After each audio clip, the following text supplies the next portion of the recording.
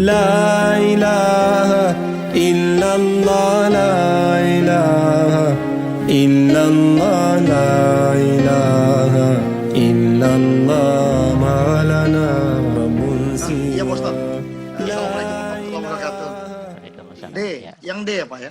iya, mangga. Tingkatan-tingkatan sholat. Dalam fakta prakteknya, sholat ditinjau dari keadaan hati dan motif si pelaku sholat. Setidaknya terbagi menjadi 3 tingkatan, yaitu 1. Sholatnya ahlul hijab. Sholatnya kelompok ini adalah punya ciri-ciri sebagai berikut. Mereka melakukan sholat karena dorongan hukum wajib, atau dipaksa, atau terpaksa dengan hukum wajib tersebut. Atau sama dengan belum menjadi kewajiban di alam rasa dan sadarnya. Merasa agar dapat pahala, merasa biar masuk surga dengan sholatnya tersebut. Dan merasa takut neraka dengan segala azabnya. Merasa banyak melakukan sholat-sholat sunnah, biar mendapat poin pahala sebanyak-banyaknya, agar bisa menjadi poin masuk surga dengan segala kenikmatan yang ada di dalamnya. Banyak ibadah, apapun, tetapi dengan motif mencari banyak poin pahala, sehingga dengan ibadah yang ia lakukan tersebut bisa masuk surga yang penuh kenikmatan. Iya. Praktek sholat dengan keadaan hati seperti di atas, menurut sebagian ayat dan hadis memang ada. Akan tetapi, kalau boleh kita pakai bahasa canda keadaan hati tersebut, tauhidnya masih seperti sekolah dasar atau SD atau bahkan TK. Semestinya kelompok ini jangan hanya berhenti melihat ayat dan hadis dengan pendekatan reward, ganjaran, pahala, hadiah saja dalam menjalankan ibadah termasuk dalam hal sholat, baik yang wajib maupun yang sunnah, serta ibadah apapun. Sementara fakta di hati mereka, Allah Subhanahu wa Ta'ala atau zat hidup di alam rasa dan sadar mereka dikalahkan oleh motivasi-motivasi yang masih bersifat makhluk atau togut. Akan tetapi juga harus melihat ayat dan hadis yang menonjolkan tauhid total dalam penghambaan. Juga jangan hanya berhenti pada sekedar menjalankan syariat salat saja. Akan tetapi sholat yang dilakukannya harus bermakna hakikat menuju ma'rifat. Biar tahu ada buah apa yang ada di dalamnya nanti. Atau dibuktikan dulu, baru berpendapat. Jangan sebaliknya, berkomentar dulu, tapi belum membuktikan. Oleh karena itu, sholatnya ahlul hijab ini sudah dipandang benar dan sah. Menurut ulama fikih, hanya sayang 1000 sayang, para ahli fikih dalam juklak fikih yang dibuatnya tidak pernah membahas secara dalam dan luas terkait urusan hati atau ruh orang sholat tersebut.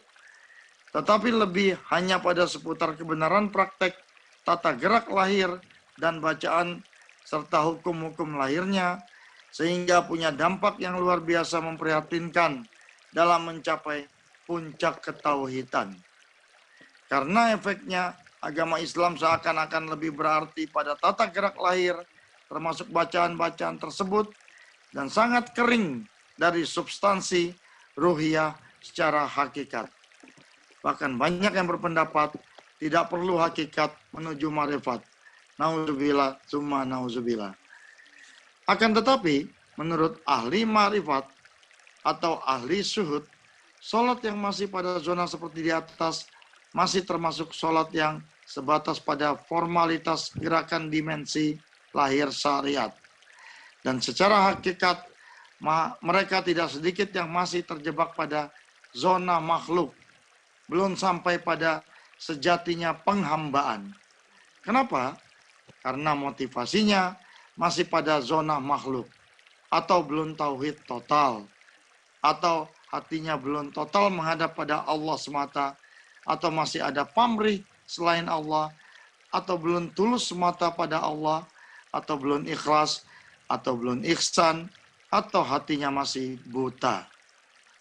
Hati mereka masih dipenuhi najisnya hati, atau hal apapun selain Allah yang menjadi motif penghambaan adalah termasuk najisnya hati karena belum menghadap pada Allah Subhanahu wa ta'ala secara total. Oleh karena itu, sholatnya masih jauh dari apa yang diinginkan Allah Subhanahu wa ta'ala, yaitu penghambaan total atau ibadah total menghadap Allah atau ikhlas atau ihsan. Dalam bahasa lain, mereka tujuannya masih banyak yang masih zona makhluk, belum atau bukan penghambaan total pada Allah Subhanahu wa ta'ala. Bahkan seluruh ibadah mereka, baik yang muhdah atau ghairu muhdah, masih lebih menuju atau menghadap pada makhluk, bukan Allah semata. Ya, oke, cukup Mas Randy, sudah cukup, sudah bisa cukup ketangkap pesannya.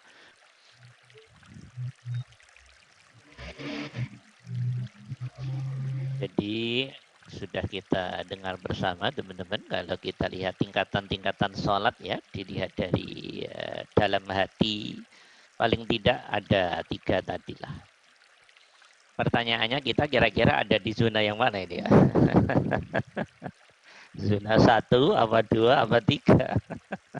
Ya. Zona berapa ini Pak Abror, Pak Dadang, yang lain-lain ya? Sudah baca dengan baik ya, tadi sudah dipahami dengan baik ya. Jadi saya review sejenak. Saya yakin teman-teman insya Allah sudah diberi faham oleh Allah dari apa yang kita dengar bersama tadi. Jadi dilihat dari fakta hati orang yang sholat, orang yang menghamba Allah secara umum, termasuk di luar sholat tentunya. Itu nggak jauh dari 3 tadi. Pertama ya adalah sholatnya ahlul hijab. Sholatnya ahlul hijab itu artinya sholatnya orang Islam, orang beriman, cuman dia masih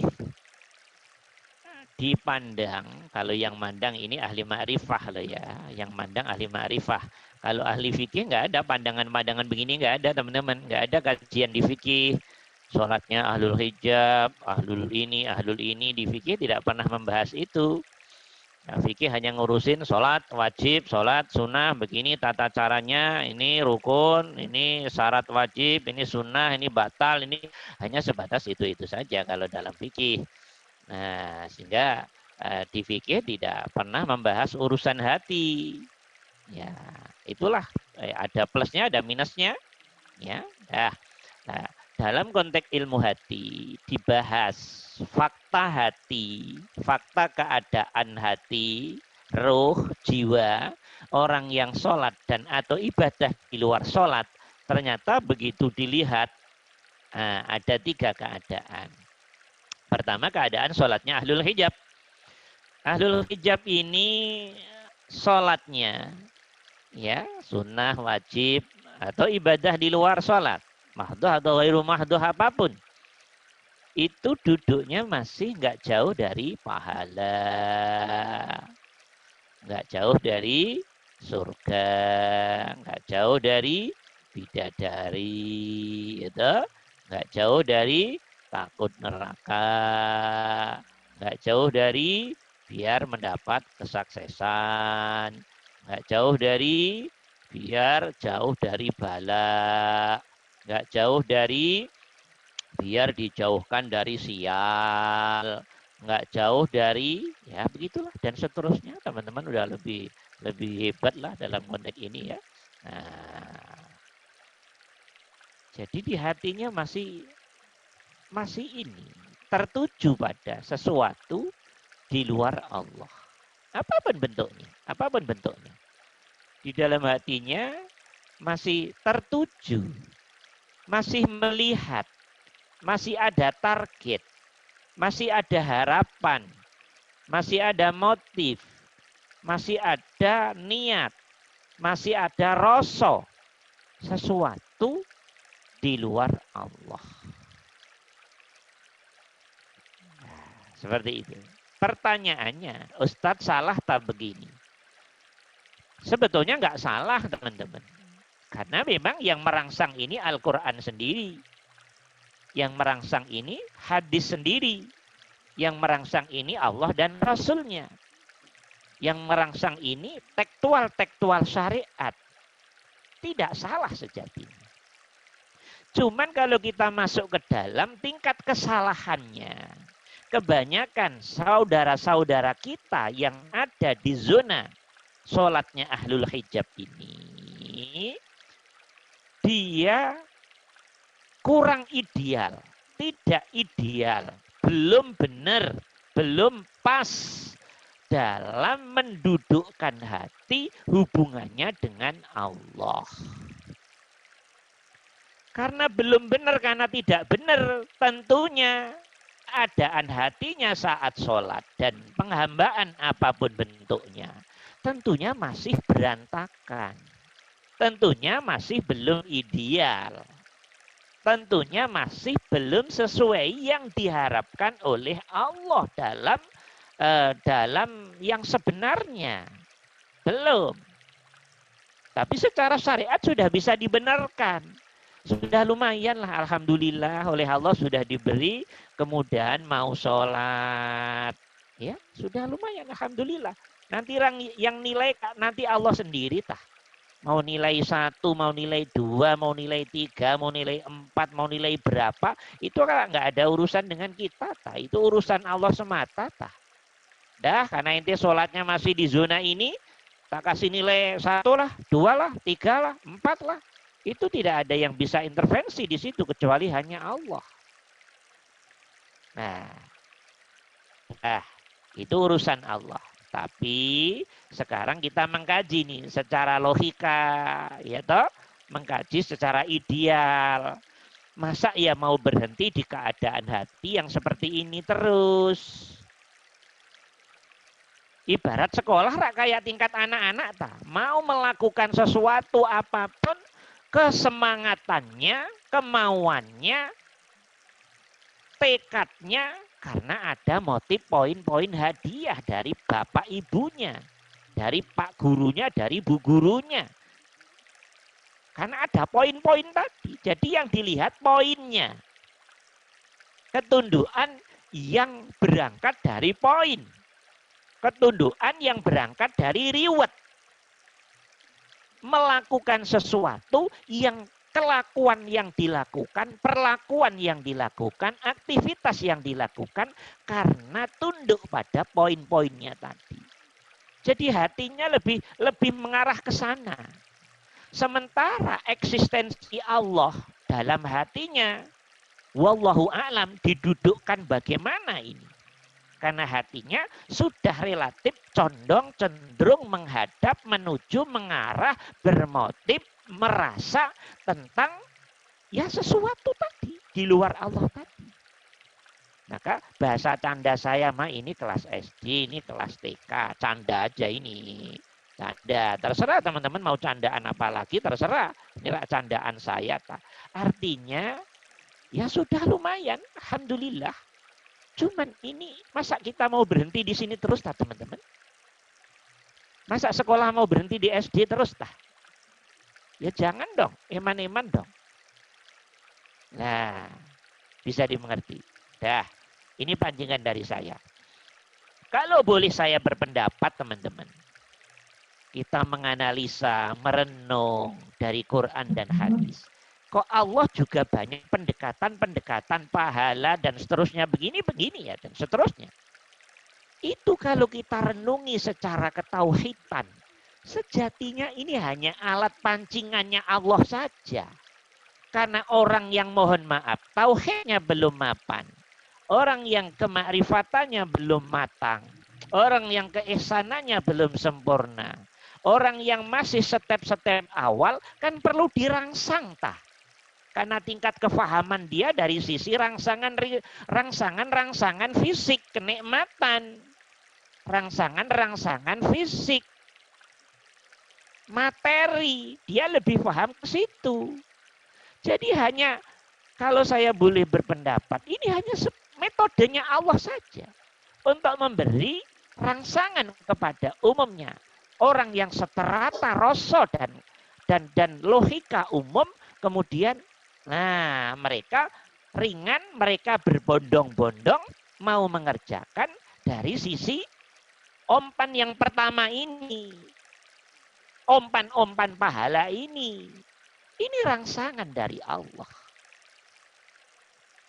Dari tekstual dirangsang dengan pahala, nanti dari dalam hati langsung direspon Allah pelan-pelan diberi ketenangannya orang yang ahlul hijab masih diberi sekilas langsung hilang. Kedamaiannya di hati diberi sekilas hilang. Jadi gampang hilang. Ketenangan, kedamaian, kejenjeman hati, dan seterusnya. Yang diberikan Allah kepada kelompok ini nempel di hati, roh, jiwa, tapi gampang hilang. Gampang sirna. Karena duduknya hati belum benar tadi. Belum pas tadi. Belum ideal tadi. Dalam proses, yes. Nah, tapi lumayan toh. Hatinya pernah merasakan nikmat dari Allah berupa ketenangan, berupa kedamaian, berupa kesejukan hati. Bercelah-celah hidup yang sangat keras, yang sangat ganas, yang banyak masalah. Masalah dengan diri sendiri, masalah dengan suami istri, masalah dengan anak, masalah dengan kantor, masalah dengan ekonomi, masalah. Nah, lumayan. Dengan sholat dan ibadah-ibadah yang lain, oleh Allah diberi lintasan-lintasan kedamaian, lintasan ketenangan, lintasan kesejahteraan batin, lintasan kemutmainahan hati, tapi lintas. Tidak bertahan lama. Entar lagi hati gundah lagi. Entar lagi hati gampang sedih lagi. Entar lagi hati gampang merana. Entar lagi hati gampang sakit lagi. Jadi keadaan hati yang masih zona ahlul hijab ini, sebetulnya kasihan kita kalau masih duduk di zona ini, ya Allah. Diri kita sering disakiti, sering sakit. Diri kita sering mendapat respon yang tidak enjoy dari hukum-hukumnya Allah. Jadi kenapa ini terjadi? Karena hati belum duduk mapan di mata Allah. Semua kedudukan hati, gerak sepak terjang hati, fakta hati, gerak-gerik hati, aktivitas hati yang belum benar di mata Allah pasti berefek penyiksaan dalam hati itu. Bahasa Allah, ente salah. Bahasa Allah, ente belum benar. Bahasa Allah, ente belum lurus. Ente belum bertauhid. Tapi ini proses. Biar ngerti rasanya orang kalau belum benar hatinya hubungannya dengan Allah tuh rasanya hidup kayak begini. Walaupun mobil banyak, rumah mewah, tetap hatinya kayak neraka kok. Tambah stres terus. Ya toh? Lepas dari satu masalah ke masalah lain, stres lagi, tekanan batin lagi, bisa dari diri sendiri datangnya, bisa dari anak istri suami, bisa dari mana saja, sebab apapun menjadi sebab penyiksaan hati, penyiksaan diri kita sendiri. Jawabannya gampang teman-teman. Kenapa itu terjadi? Duduknya hati kita belum benar di hadapan Allah. Nah, duduknya hati belum benar di hadapan Allah. Walaupun sholatnya udah puluhan tahun. Sholat puluhan tahun, alhamdulillah dapat rahmat nikmat seperti itu. Tapi mutu sholatnya belum bermutu. Ya lumayan daripada enggak kan. Sudah tertolong dan ditolong oleh Allah sekian persen. Loh, seperti itu gambarannya teman-teman. Bisa dimengerti ini? Bisa dimengerti? Jadi semua keadaan hati dan pikiran kita yang berupa seksa, tidak ideal, sejatinya hanya satu sebabnya. Duduknya hati kita belum benar. Dirimu masih merasa gede. dibanding Allah. Diri kita belum lurus pada Allah. Diri kita belum mampu duduk yang benar di hadapan Allah. Maka direspon oleh Allah. Duit banyak, tapi hati gerangsang terus. Tersiksa terus karena masih ngerasa kurang terus. Ya rasain siksa di hati, rasain. Rasain. Apalagi sedikit kurang, lebih babak belur lagi. Ya toh? Jadi siksanya Allah sudah dimulai dari kehidupan ini pada dirimu. Tergantung kita memandang bagaimana. Itu dipandang biasa atau itu dipandang siksa. Monggo, itu urusan hati masing-masing.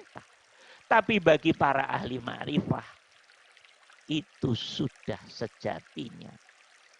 Ya, neraka di kehidupan dunia sejatinya ya di hatimu sendiri. Nah, jadi keadaan sholatnya ahlul hijab, orang-orang yang masih hatinya di posisi ini, walaupun Islam tiap hari sholat, hati masih sering tersakiti dan disakiti. Masih sering dikecewakan dan atau mungkin mengecewakan. Masih sering tertipu dan ditipu dan seterusnya. Sehingga orang Islam siapapun yang masih duduk di ahlul hijab ini, hati yang belum lurus kepada Allah secara total, hati yang belum duduk dengan benar di hadapan Allah, hati yang belum bertauhid total, berihsan dengan sempurna, pasti hidupnya sudah sebagaimana kita rasakan sendiri. Kita rasakan sendiri. Nah, ini semua orang udah ngalami, jadi nggak usah diceritakan. Teman-teman tinggal nyocokin, oh iya ya benar ya, oh iya ya benar ya, oh iya ya benar ya. Saya sholat kok masih sering stres. Saya tiap hari sholat dari umur sekian kok masih sering sakit hatiku. Saya sudah lama sholat tapi juga masih sering merana hatiku kayak tidak punya sandaran.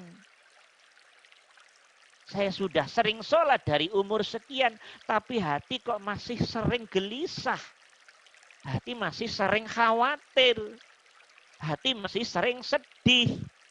Jawabannya pasti kita masih masuk kelompok ahlul hijab. Dan itu terjadi karena satu sebab, duduknya hati kita, roh kita, jiwa kita belum benar hubungannya dengan Allah. Nah, ini untuk sholatnya ahlul hijab. Dan ini berantakan nih kelompok ini. Berantakan kelompok ini teman-teman. Hatinya berantakan. Saya menduga, ini dugaan saja. Orang-orang Islam, orang-orang mukmin yang oleh Allah didudukkan di zona ini, kalau toh nanti masuk surga, kalau neraka, insya Allah neraka itu, setiap orang neraka itu insya Allah bisa dipastikan, kecuali orang-orang yang benar-benar mukhlasin ya. Ya, kalau toh kelompok ini nanti masuk surga, bisa jadi banyak dari amal-amal yang tidak terduga dalam bentuk hak jaiznya Allah. Karena hati masih berantakan, salah duduk semua di zona amal apapun. Tapi mudah-mudahan Allah memberi kesempatan amal-amal tertentu, termasuk sholatnya tertentu, yang hati bisa duduk dengan total menghadap ke Allah tadi. Sudah tidak terkelabui oleh tauhid sesuatu di luar Allah tadi. Nah, nanti jangan heran loh ya kalau di hari hisab nanti banyak sholat yang yang nilainya merah. Ya, nilai merah kata Allah. Ente sholat nggak benar, ente sholat nggak benar, ente sholat nggak benar. Nah, tapi Allah punya hak jaiz. Apa Ustadz yang nggak ngerti nanti, tunggu dulu nanti. Hari hisab nanti. Iya. Hati-hati teman-teman. Perlu ilmu satu sisi, perlu kefahaman sisi yang lain. Ya toh? Ilmu, kefahaman itu sudah bagian dari petunjuk. Jadi merawat iman, merawat tauhid, merawat taubat itu yang bagus ya dengan ilmu belajar seperti ini. Teman-teman nggak pernah belajar, pasti akan terlepas dari Allah dengan mudah. Nah, nafsu mempengaruhi sangat mudah karena diri kita bodoh, tidak ngerti Allah, nggak paham Allah. Maka cara Allah kalau mau nyintai orang, pasti orang itu ditanamkan cinta ilmu, itu udah pasti. Caranya begitu, diumpanin dulu ilmu-ilmu zahir dulu. Loh ini loh ayatku, ini loh hadisku. Loh, ini ilmu tauhid nih TN. Nah, di situ nanti akan ada pertolongan follow up. Nah, itu pun nanti berbeda-beda antara satu orang dengan yang lain. Gitu loh teman-teman. Ya, dah. Ini sholatnya ahlul hijab. Dah, angkat ke atas Mas Ulum. Ya, dah. Ya, itu garis besarnya begitu aja teman-teman, nggak usah saya panjang-panjangin. Ya, teman, yang penting teman-teman udah bisa menangkap substansi. Kalau dipanjang lebarkan nanti jadi panjang lebar. Yang kedua Mas Ulum coba. Teman-teman, yang kedua adalah sholatnya ahlul mukasyafah. Ya, tolong diangkat lagi, tolong diangkat lagi ini. Salatnya ahlul mukasyafah. Ini ahlul mukasyafah ini sudah Masya Allah teman-teman. Secara ilmu insya Allah sudah relatif lebih tinggi dibanding ahlul hijab tadi. Pemahaman tentang diri dan Allah, pemahaman syariat secara umum juga tentunya lebih tinggi dari ahlul hijab tadi. Ya dia sudah lebih jauh lebih tinggi dibanding ahlul hijab tadi. Cuman dia ilmu hatinya, nah ilmu hatinya lagi-lagi ilmu hatinya masih relatif sering-sering kedua.